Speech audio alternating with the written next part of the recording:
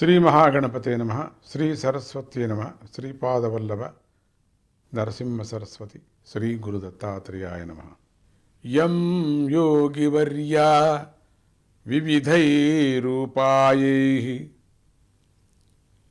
ఇచ్ఛన్తి యంతుం నిగమాంతవేద్యం తం భక్తిరీతి సులభాభిగమ్యం శ్రీదత్తమాత్మీయ తమం ప్రపద్యే. వేదాంత వేద్యుడైన అతనిని యోగివరులందరూ కూడా అనేక ఉపాయాలచే పొందగోరుతూ ఉంటారు స్వామిని. భక్తి మార్గాన ఆయనను సులభంగా పొందవచ్చు కదా. తన బాటలో నడిచే వారి నుండి పూర్ణమైనటువంటి ఆ విశ్వాస రూపాన్ని కోరుకుంటూ ఉంటాడు. తనను నమ్మిన వారు, విశ్వసించిన వారు ఏ మెట్టులో ఉన్నా జారిపోకూడదనేటువంటి ఉద్దేశంతో స్వామి విచిత్ర వేషాలను కూడా ధరిస్తూ ఉంటాడు. చిత్ర విచిత్రమైన పరీక్షలు పెడుతూ ఉంటాడు. ఎదుటవారి చీదరింపులకు తట్టుకొని ఒక శిల్పి శిల్పాన్ని శ్రద్ధగా మలిచిన విధంగా తన భక్తుడిని అందంగా మలుస్తాడు.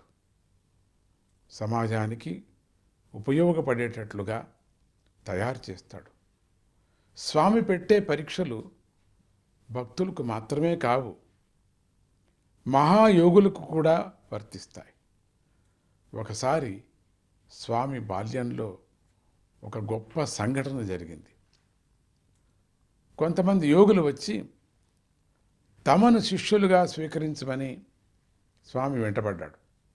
అప్పుడు దత్తస్వామి వారితో, నేను అన్ని ఆశ్రమాలకు అతీతుడిని, నా ఇష్టం వచ్చినట్లు ఉంటాను, నా ఇష్టానుసారంగా పనులు చేసుకుంటూ పోతాను, మీకు ఇష్టమైతే నన్ను నమ్మండి, నా పద్ధతుల పట్ల విశ్వాసం కుదిరితే నా దగ్గర ఉండండి అన్నాడు. ఆ మాటలకు మహాయోగులు, మహామునులు సంతోషపడిపోయారు. స్వామి చూపే మహిమలు చాలా గొప్పవని పొంగిపోయారు కూడా. నువ్వే మా గురువు అని కూడా స్తుతించారు. వారి మాటలు విని దత్తస్వామికి ఎవరు హృదయంలోంచి మాట్లాడుతున్నారో, ఎవరు నాలుక చివరిలో నుంచి మాట్లాడుతున్నారో తెలుసుకోవాలనిపించింది.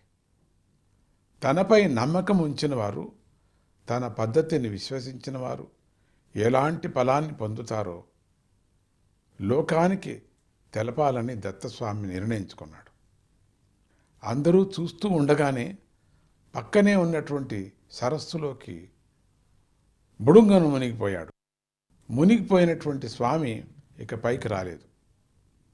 ఒడ్డున ఉన్న వారిలో కొంతమంది, ఈయన నిజంగా చిత్ర విచిత్రాల స్వామి, ఈయన నమ్ముకొని వస్తే బుడుంగన నీటిలో మునిగిపోయాడు, ఇలా అదృశ్యమవుతాడు, ఇక మనకు ఒక మాట చెప్పేదెవరు, ఇంకా ఏమైనా మనల్ని నడిపించేదెవరు, ఈ స్వామి ఇంతే కాబట్టి మన మార్గం మనం చూసుకుందామని వారు వెళ్ళిపోయారు. మరికొంతమంది వేచి చూద్దాం, స్వామి పనులు ఘనంగా అనుగ్రహించవచ్చు కదా మనకు, మనల్ని అందరినీ కూడా అనుకొని ఎదురు చూశారు. 100 సంవత్సరాలు గడిచిపోయాయి. ఒక రోజున వారి నిరీక్షణ ఫలించింది. స్వామి అనఘాశక్తితో నీటి నుండి బయటకు వచ్చాడు. అంతే, అక్కడ ఉన్న వారిలో కొంతమందికి స్వామి వేషాన్ని, పద్ధతులను చూసేసరికి మతిపోయింది. మనకు కనిపించిన స్వామి ఈయన కాదు, ఇప్పుడు కనిపిస్తున్న స్వామి ఈయన కాదు అని సందేహంలో పడి వెళ్ళిపోయారు. చివరిగా కొంతమంది మిగిలారు.